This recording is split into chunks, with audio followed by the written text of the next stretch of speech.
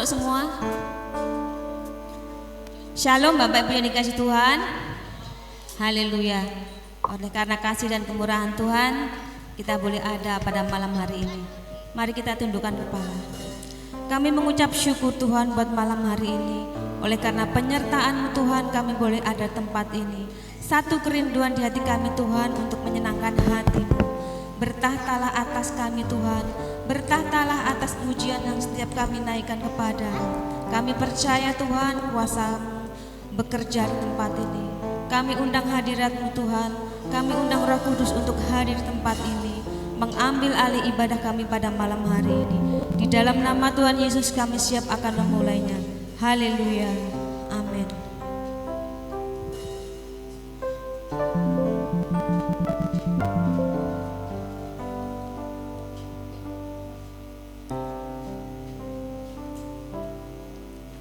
Saat ku berjalan,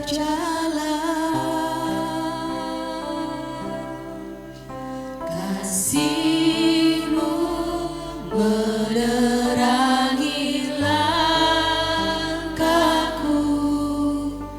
Takut, takut, takut bimbang, karena ku tahu Kau bersamaku.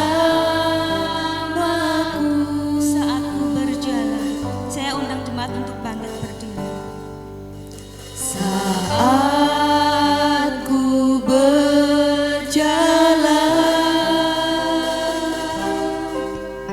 kasih-Mu menerangi langkahku.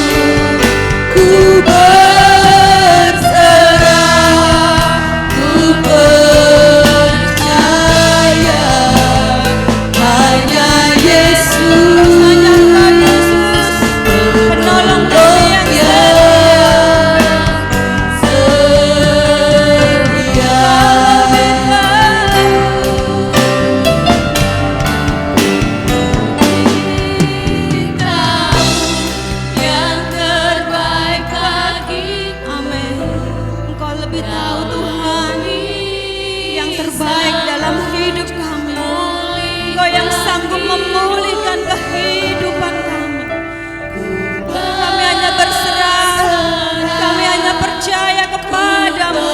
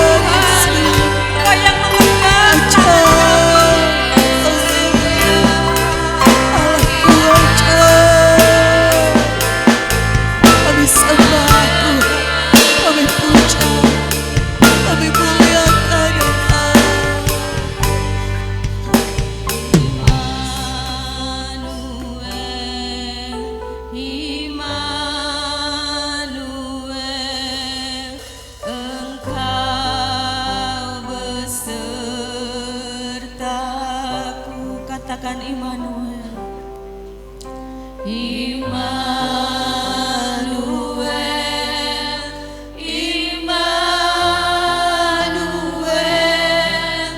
Engkau Allah besertaku.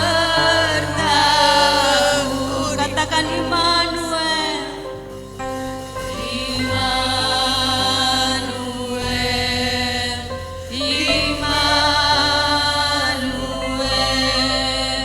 Engkau besertaku.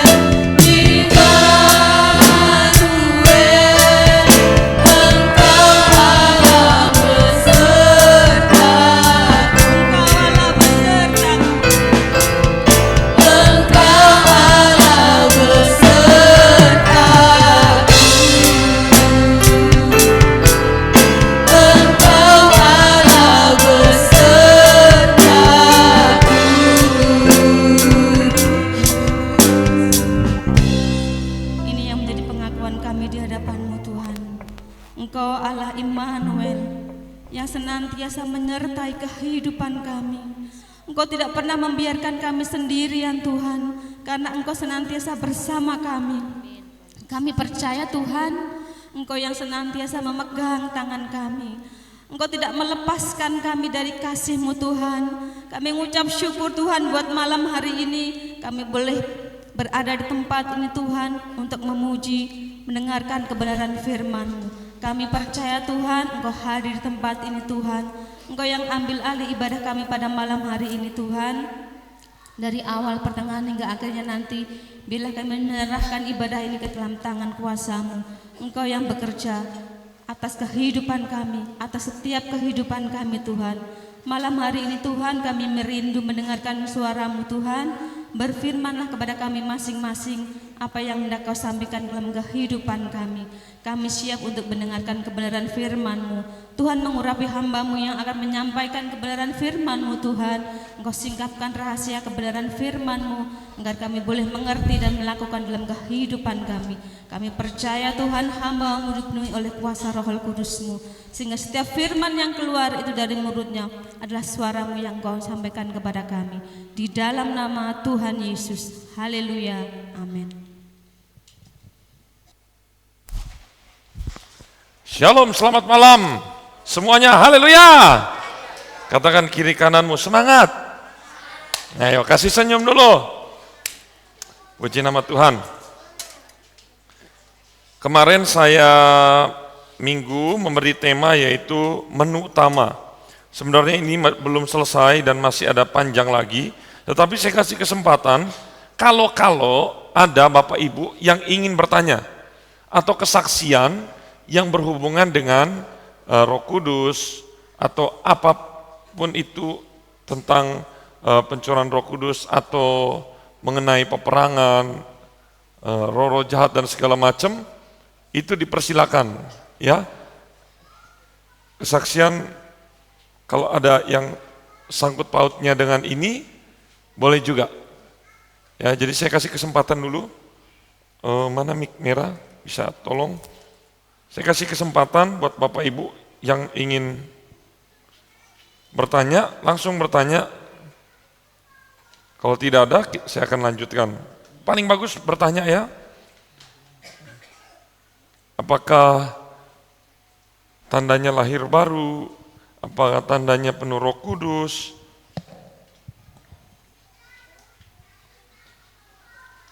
Biasanya yang bertanya itu yang justru mengerti. Ada yang bertanya, nggak apa-apa, ayo. Saya tantang anak-anak muda buat bertanya.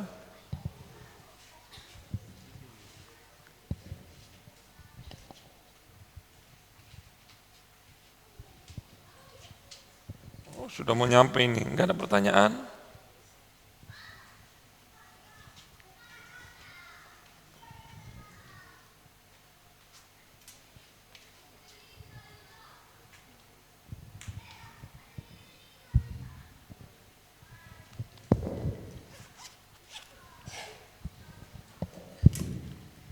Ya, ternyata kosong-kosong. Kalau begitu saya akan lanjutkan.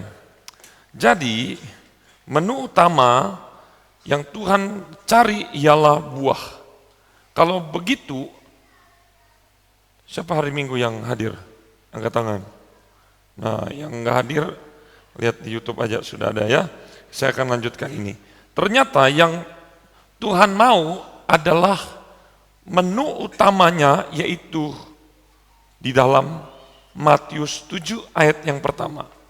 Kita lihat buah apa yang Tuhan inginkan. Kemarin secara singkat saya katakan, bukan setiap orang yang berseru Tuhan, Tuhan akan masuk ke dalam kerajaan surga. Yang berseru-seru Tuhan, Tuhan itu ada di mana? Biasanya di mana? Di gereja. Lagi ngapain? Lagi berdoa. Lagi ngapain? Lagi menyembah, lagi memuji Tuhan. Banyak di situ kata-kata Tuhan. Tapi kata Tuhan katakan, Kalau engkau berseru-seru Tuhan, Tuhan, Tuhan, enggak bisa. Tetapi yang melakukan kehendak Tuhan. Melakukan kehendak Tuhan apakah mengadakan mujizat? Enggak. Justru yang mengadakan mujizat enggak masuk. Yang bernubuat enggak masuk. Artinya ini pelayanan yang super menurut orang-orang. Apalagi sekedar WL, pengkhotbah, menerima tamu, pemain musik, itu udah di bawah. Selevel yang mengadakan mujizat aja, orang mati bangkit, itu pun ternyata ada di dalam kerajaan neraka. Weh. Artinya apa? Tuhan tidak menghitung itu menjadi menu utama. Yang kasih persembahan, persepuluhan, per segala macam, wah pelayanan datang pagi, wah segala macam kita beri untuk Tuhan di dalam gereja. Ternyata kata Tuhan itu bukan menu utama yang Tuhan mau. Ingat, jangan dipelintir. Kalau begitu saya tidak perlu ke gereja, saya tidak perlu pelayanan. Karena ini buktinya, bukan. Kalau saya tanya balik, yang terpenting apa dalam hidup ini? Kalau kita makan, nggak minum, gimana rasanya? Seret kan? Memang yang terpenting makanan, betul ya? Tapi tanpa minum, itu menjadi sesuatu yang tidak pas. Karena nanti ada disentil firman Tuhan, yang satu dilakukan, yang lainnya ditinggalkan. Itu dia. Mari kita lihat, buah yang Tuhan cari apa? Matius 7 ayat yang pertama. Coba kita lihat. Ayo, kita baca ya. Pelan-pelan. 1, 2, 3. Jangan kamu. Nah, ternyata buah yang pertama yang Tuhan mau adalah tentang masalah penghakiman.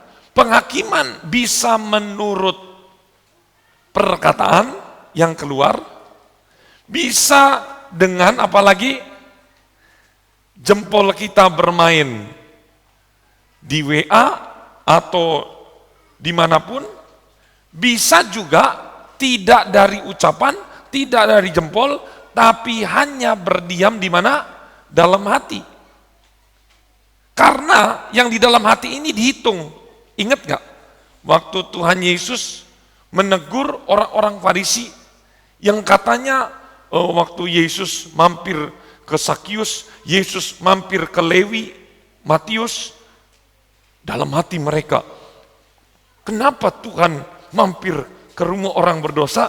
Di situ Yesus katakan, Yesus mengetahui isi hati mereka. Nah, lo lihat, ternyata yang di dalam hati itu termasuk dikategorikan menghakimi.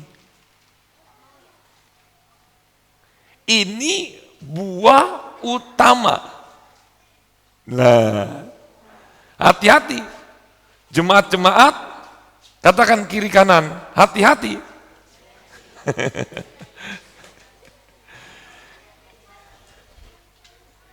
Ini paling sering penghakiman. Jangan pikir, kita lihat begini, aduh, teman saya ini pendiam.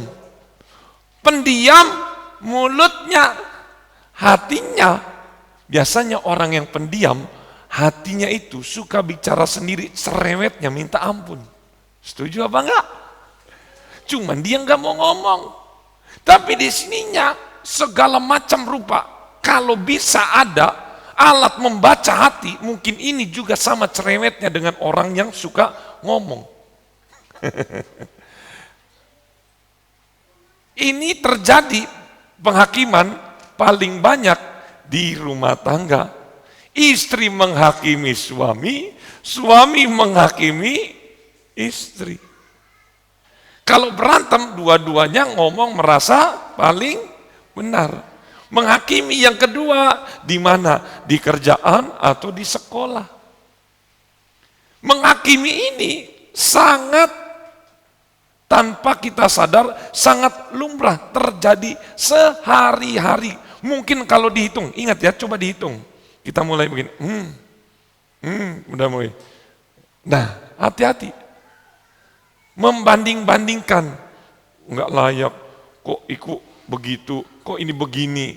Apalagi yang di depan bersaksi, Bapak Ibu, puji Tuhan. Ya, saya diberikan misalnya contoh, handphone baru, sepeda motor baru, paling ngutang kredit 5 tahun. Nah. Ketika ada orang syukuran, lah gaya-gaya. Di sini tuh ingat ya, mungkin mulut kita bisa kontrol. Tapi jujur, paling sulit saya itu mengatur hati. Betul nggak? Firman Tuhan berkata, hati itu licik. Jangan terlalu kita percaya kepada hati ini. Karena hati itu mulutnya sangat besar, tapi dia tidak bernada. Wih, mengerikan ini. Katakan kiri kananmu, jangan menghakimi. Supaya apa? Supaya kamu tidak dihakimi. Amin. Coba ayat kedua. Karena dengan penghakiman yang kamu pakai untuk menghakimi, kamu akan dihakimi, dan ukuran yang kamu pakai untuk mengukur akan diukurkan.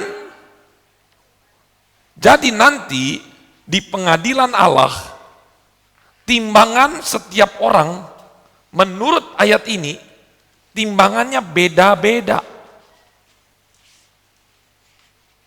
Ternyata timbangannya yang Tuhan pakai adalah berat dari apa yang kita tuduhkan kepada orang, itulah senjata yang akan menghantam kita kembali di hari penghakiman. Kita sering menghakimi orang 10 ton telah diukur, itulah senjatanya. Ayo, diukurkan ke yang sama. Mulai kurang-kurangi seperti itu.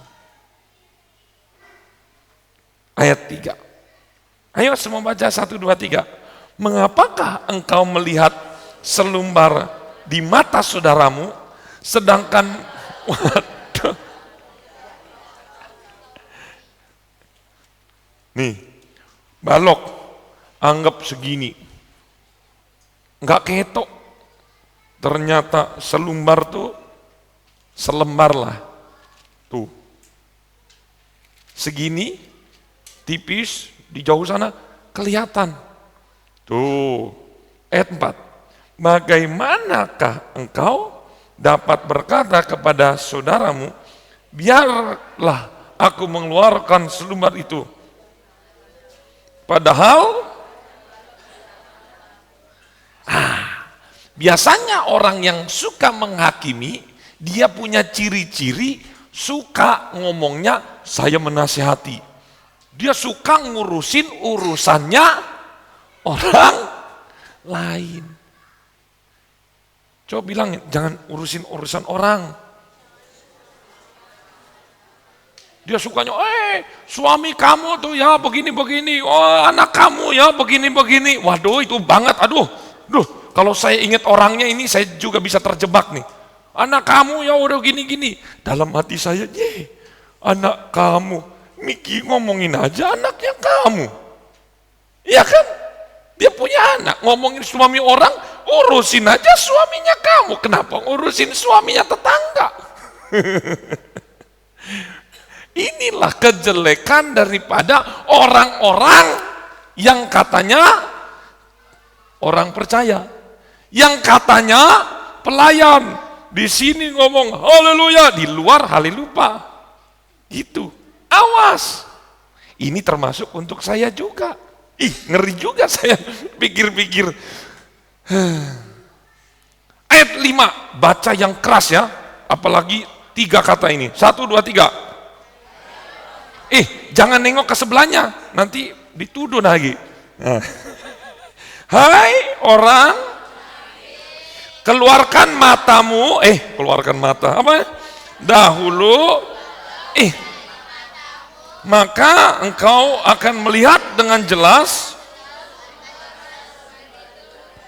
Aduh, ternyata ada banyak balok-balok di mata kita. Baloknya yang kelihatan, bukan katarak, bukan. Namanya apa maksudnya? Ini Tuhan ngomong begini, ternyata banyak orang-orang yang berseru Tuhan, Tuhan, buta. Kalau ada balok, bisa lihat nggak? Nggak bisa. Buta. Tapi kalau kesalahan orang lain, lebar. Kalau kesalahan sendiri, tutup. Itu dia. Menu utama yang Tuhan merasa jijik dan enek. Ngomong, bilang kiri kanan, enek. Katakan muak. Adalah dia ketemu anak-anak yang suka saling bertengkar, yang isinya suka menghakimi. Berikutnya, lihat di ayat 6. Ternyata ini termasuk menu utama. Ayat favorit saya muncul di sini, favorit utama saya. Ingat ya, kalau ada nama binatang jangan nengok sebelahnya, nanti tersinggung. Ayo, 1, 2, 3. Jangan.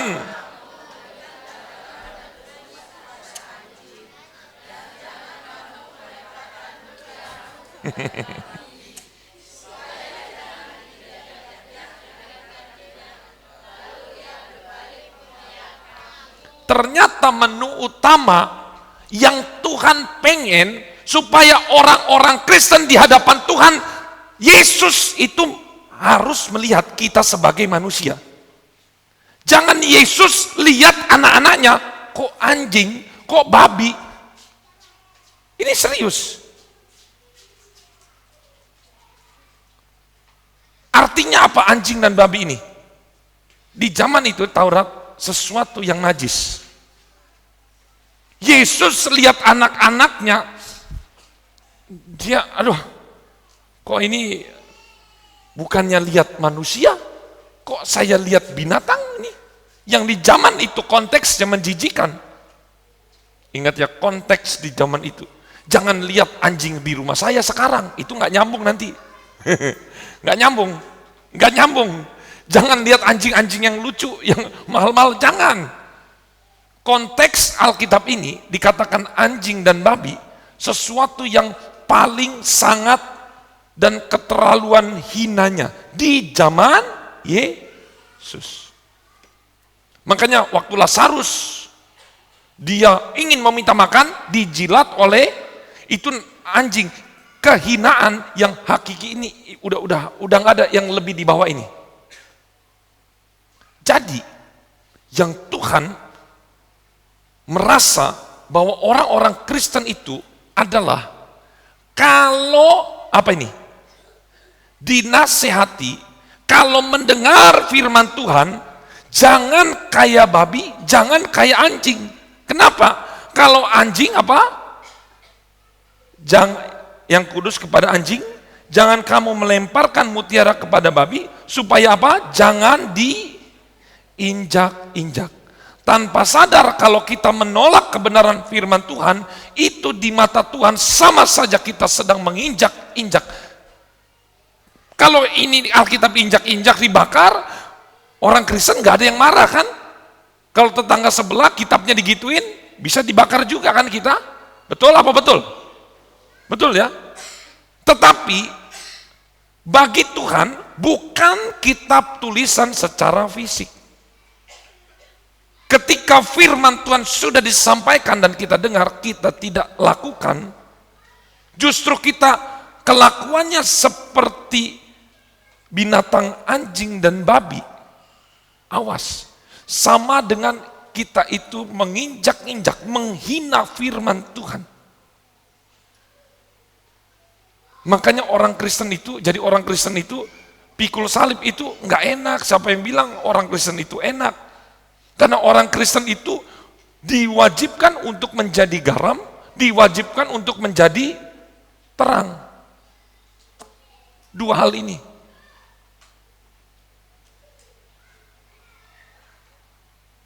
Waduh, Ini artinya adalah orang yang bebal. Setiap minggu pelayanan, setiap minggu dengar firman Tuhan, tapi di gereja malaikat pulang jadi setan.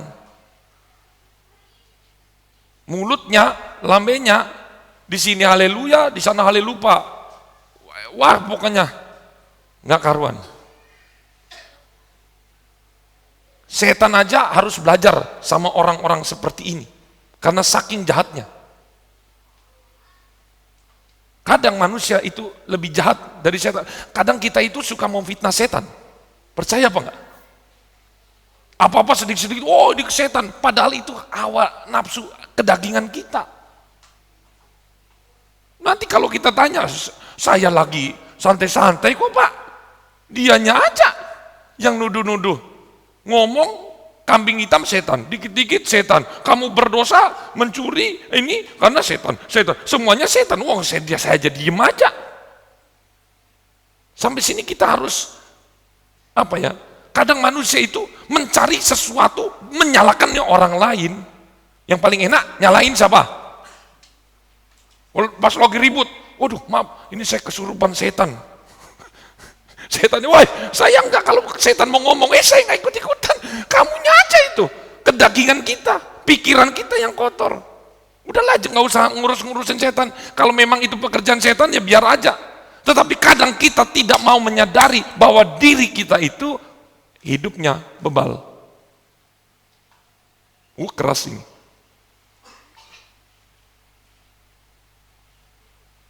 Karena firman Tuhan berkata, iman tanpa perbuatan adalah mati. Kerjakanlah keselamatanmu dengan takut dan gentar. Kita sudah diselamatkan, tetapi kita juga harus mengerjakan. Jangan seperti binatang, apa ini? Anjing dan babi. Nasihat dibuang. Anak-anak, dengarkan nasihat orang tua.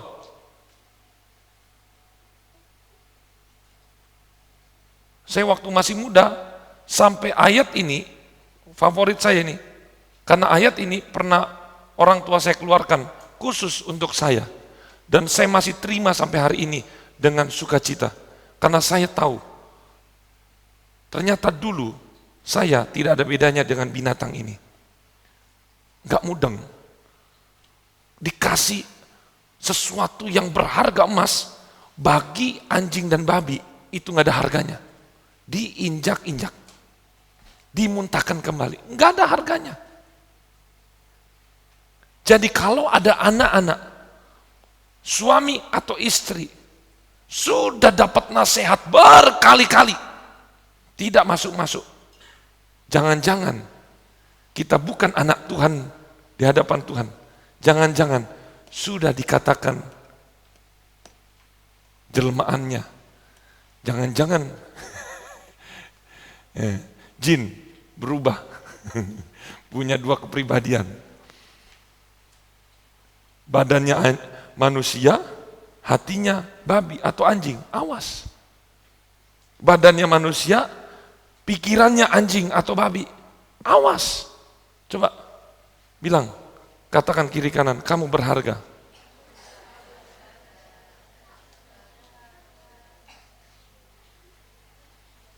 Hai para orang tua, jangan sungkan-sungkan kalau anaknya sudah berkali-kali dinasihati, keluarkanlah jurus ini. Katakan ini. Supaya ini bisa menyelamatkan. Kadang kalau nasihat yang baik sudah nggak mempan, ini udah paling nendang. Terus yang ketiga, kita lompat, langsung aja lompat ya. Ini kan hal pengabulan doa, nggak ada masalah nih. Kemudian yang ke-12, kita lanjut. Apa menu utama yang Tuhan mau? Jalan yang benar nih. Ayat 12, ayo baca, 1, 2, 3. Segala sesuatu supaya orang perbuat kepadamu, perbuatlah demikian juga kepada mereka. Itulah isi seluruh hukum. Coba cubit dikit-dikit sebelahmu. Sakit nggak? Oh enggak, keras kalau gitu. Sakit? Ditampar sakit nggak? Kalau ditampar sakit, jangan nampar. Kalau kita nggak mau dirugikan orang lain, jangan merugikan. Nunggu enak nggak? Nunggu lama. Janjian jam berapa? Jam 8 ya? Oh ya, udah nunggu jam 8, setengah 9, jam 9. Nggak datang-datang dia. Jam 10, datangnya jam 2.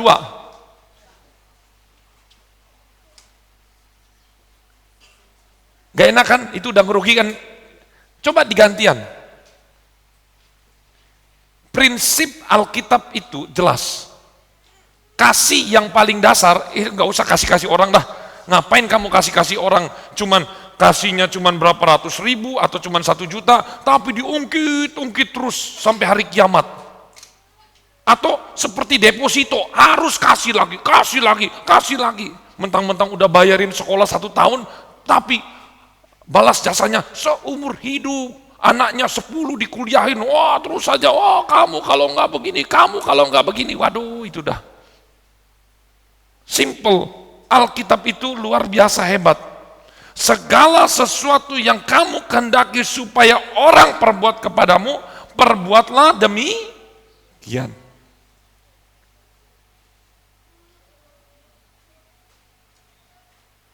Awas, ini menjadi patokan dasar kekristenan. Kalau nggak suka digosipin, jangan gosip. Kalau nggak suka dihakimi, jangan.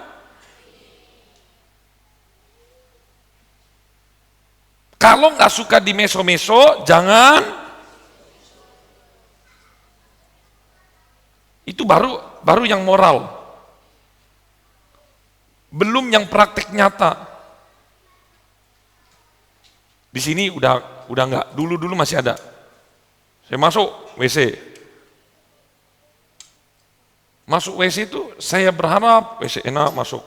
Ini apalagi di biasanya muncul nih di sekolah-sekolah nih. Makanya saya paling nggak mau masuk WC anak sekolah. Karena begitu masuk dikasih jackpot. Isinya apa? Pernah dapat jackpot? Kenapa sih kita suka kasih hadiah yang nggak baik ke orang lain? Bisa nggak kita keluar itu baunya? Kita kalau mau masuk kamar mandi pengennya apa? Bersih kan? Atau pengen ada harum pipis? Enggak kan?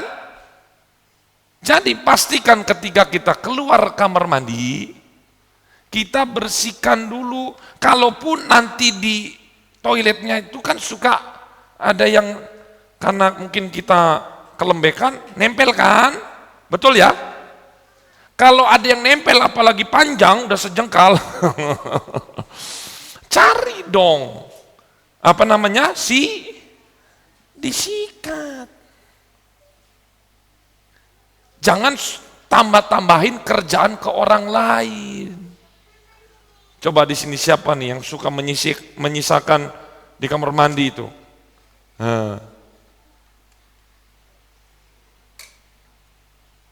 Pipis nggak disiram tapi baunya ya Allah udah nggak tahan, udah nggak betah masuk. Begitu. Ini baru simple. Orang Kristen itu harus menjadi terang. Jangan di sini jagonya hebat, haleluya, tapi nanti bikin syak di kamar mandi, dimanapun, di sekolah. Berikutnya, ini yang nyata di kehidupan sosial, ngantri.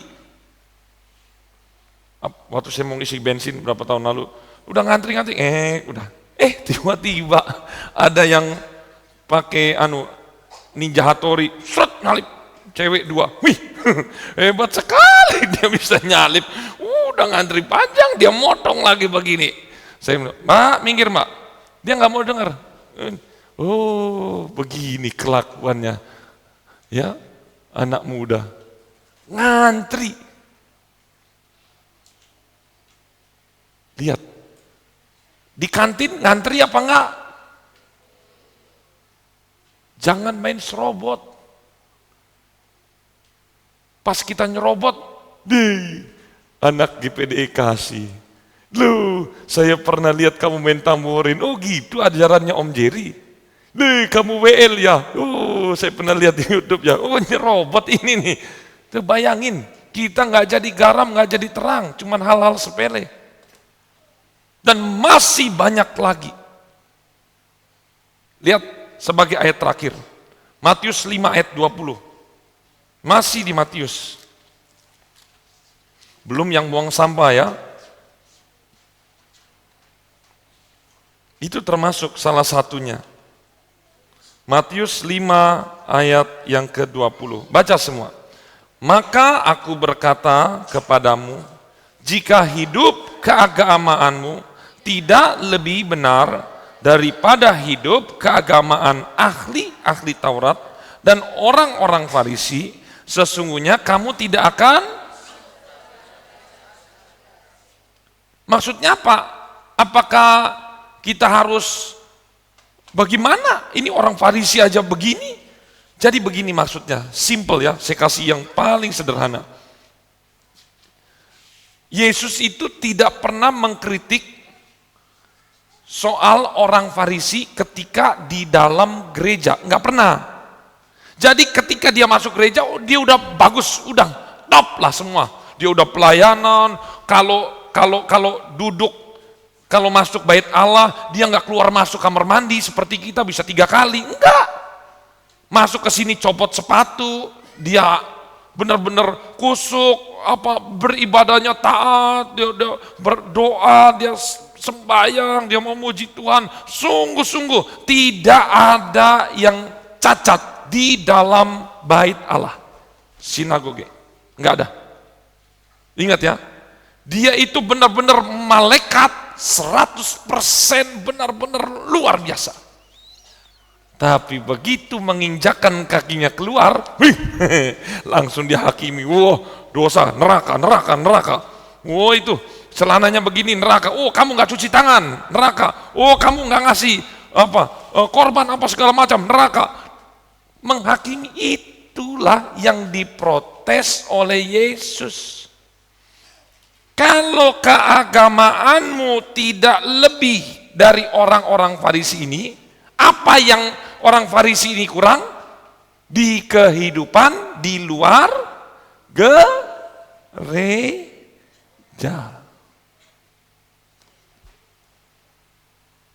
Jadi ingat, ibadah itu yang terutama memuliakan Tuhan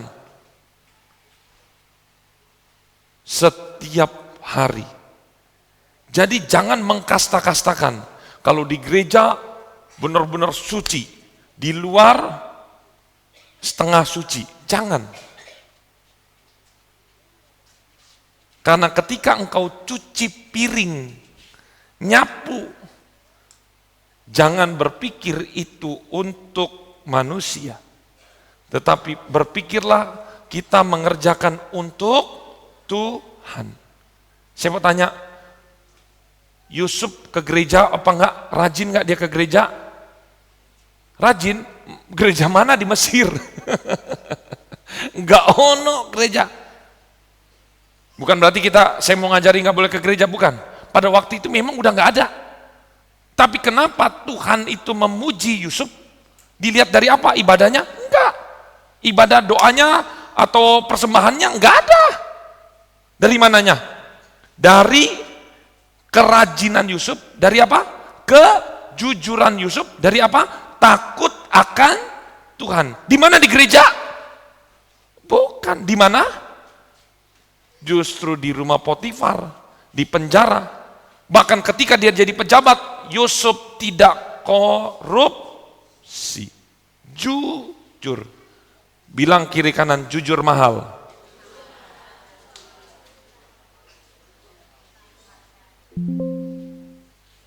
Saya mau katakan ini serius. Orang yang bekerja jujur pasti akan berhasil.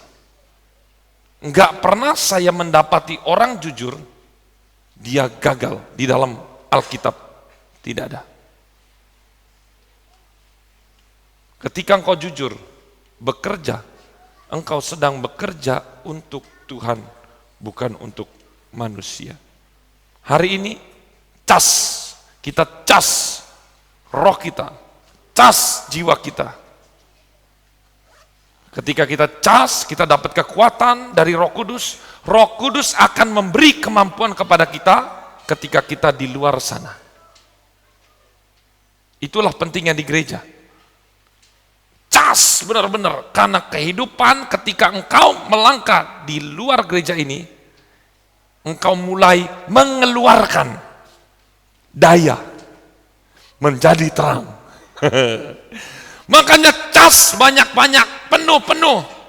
Karena kalau engkau keluar dari sini nggak penuh, isinya cuma setengah, baterainya sudah habis, maka kedaginganmu yang akan keluar. Kalau baterai udah habis, ngamuk-ngamuk, berarti dia kurang dicas di sini.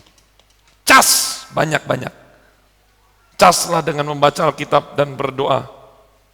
Mari kita masuk di dalam doa.